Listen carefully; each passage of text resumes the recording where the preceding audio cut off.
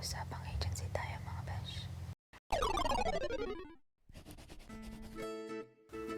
So the past week, I received a couple of messages from aspiring international students asking me whether they should push through with their agency or not. The main reason for them asking is the fact that these agencies are charging them extra money for processing fees amounting from 50,000 pesos to 80,000 pesos in addition to the initial expenses. Syempre na-shock ako mga beshies because when I was processing my student visa with IDP, they didn't charge me for any processing fee at all. Well, I can't totally discredit these agencies because maybe in one way or another, there are some advantages that you need to take note of. One of which is, of course, they have expert knowledge on the Australian educational system and they can provide you a lot of information about Australian universities and institutions that you can possibly enroll to. Most of the time, you have a consultation with them and you just present them your budget and they'll give you options as to anong mga schools pwede ka mag-enroll at and kung pasok ba to sila sa budget mo.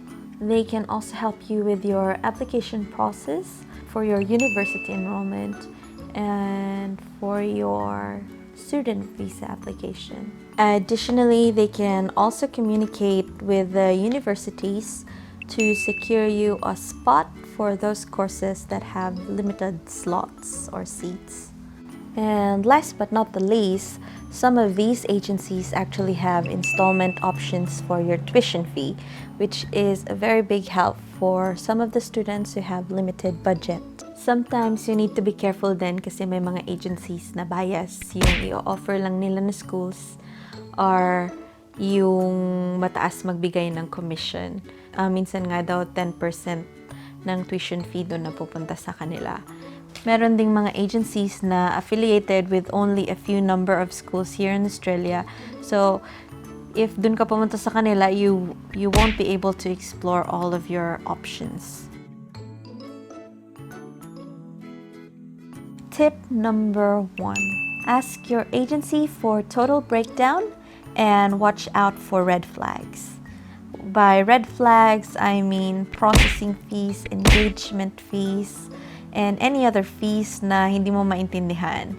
If that's the case, maybe you should ask your agency kung saan papunta yung pera na yan para at least malinaw naman, diba? Para may transparency. Also, remember that when an agency gets to sign you up as a student for a particular university, they do get commission. So, siguro pag nag-charge na ng processing fee yan, you need to question them because they probably aren't a registered agent or an accredited agent with the university. Tip number 2. Explore and compare your options. It's probably best for you to have consultations with multiple agencies para at least alam mo yung lahat ng available options because as previously mentioned, one agency or some agencies may actually be only affiliated with a few Australian institutions. So as much as possible, you want to choose the best one for you. Tip number 3. Consider your PR options when choosing a course. Because let's be honest, why study here if being a permanent resident or an Aussie citizen isn't your end goal, right? And guys, listen to me. There are some agencies who offer courses such as leadership and management, business, marketing courses na won't lead to occupations on the skilled occupation list. Ibig sabihin nun, there won't be a general migration pathway for you. In short, you won't have any options to apply for permanent residency. So, kung gagastos ka na lang rin ng pera, better you spend it on something that will lead you to permanent residency rather than waste money on a course that you won't be using later and then invest more money for a course, for another course para permanent residency. Alam mo yun, masyadong aksaya ng pera, masyadong aksaya ng time, and masyado ring aksaya sa pagod. So please be wise in choosing your course. Please be wise in choosing your agency. Minsan, pag may pera ka, madali lang pumunta sa Australia.